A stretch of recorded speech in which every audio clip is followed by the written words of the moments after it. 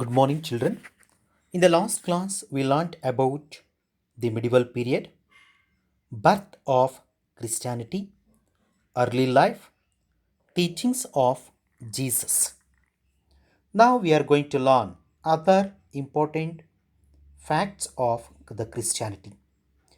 Jesus' interpretation of Jewish laws clashed with the ideas of the Jewish religious leaders who followed the scriptures literally and not in spirit.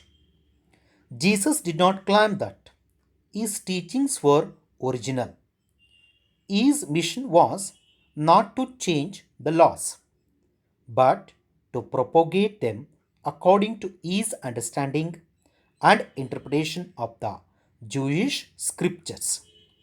Jesus' strength of character, intelligence, wisdom, compassion, and simplicity attracted large crowds wherever he went. These greatly enraged the Jewish religious leaders who felt threatened by his growing popularity.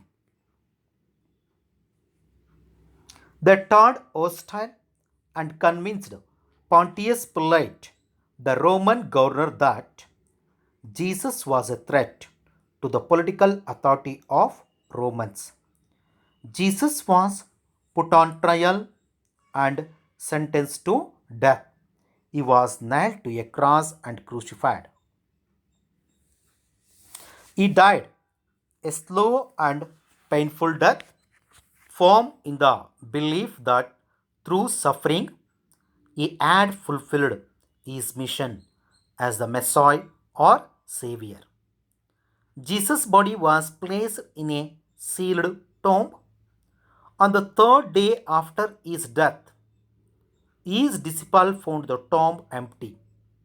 His followers believed that Jesus had been resurrected. Rebirth of Jesus is called resurrection.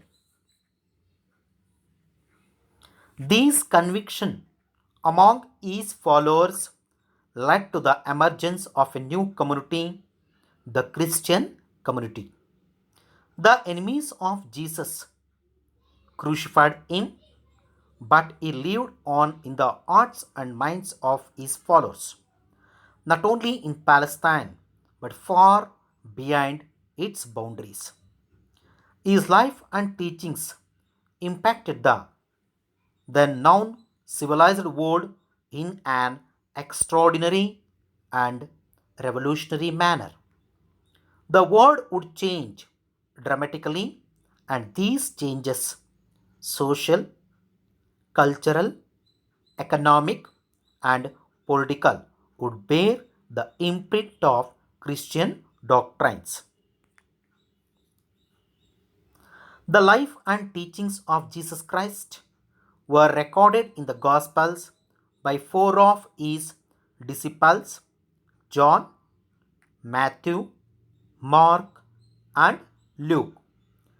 The teachings of Jesus were spread in Palestine, most actually by Peter, the foundation rock of Christianity, and later by Paul, a convert to Christianity.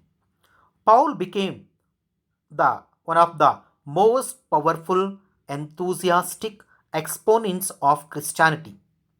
He traveled extensively throughout the Roman Empire, preparing the grounds that would transform Christianity into a world religion in the future. For almost 300 years after the death of Jesus, Christians were a religious minority within the Roman Empire, oppressed and persecuted by their imperial masters. In 313 CE, the status of Christianity changed dramatically. The Roman Emperor Constantine won a major battle against his rival Maxentius. He attributed this victory to the divine inspiration of Jesus and made Christianity a legal religion. The persecution of Christians thus came to an end. Constantine defeated all his enemies and established himself as the undisputed emperor of a unified Roman Empire.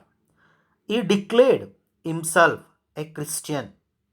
The capital was shifted from Rome to Constantinople, the site of the ancient city of Byzantium. It was named Constantinople in honor of Emperor Constantine, and it would endure as the Christian capital for 1,000 years. Towards the end of 4th century CE, Christianity became the official religion of the Roman Empire. St. Peter's Basilica, now Vatican City, became the religious headquarters of the Christians. The Bishop of St. Peter's Basilica, the Pope, became the spiritual head of Christians all over the world and was acknowledged as the representative of Christ on earth.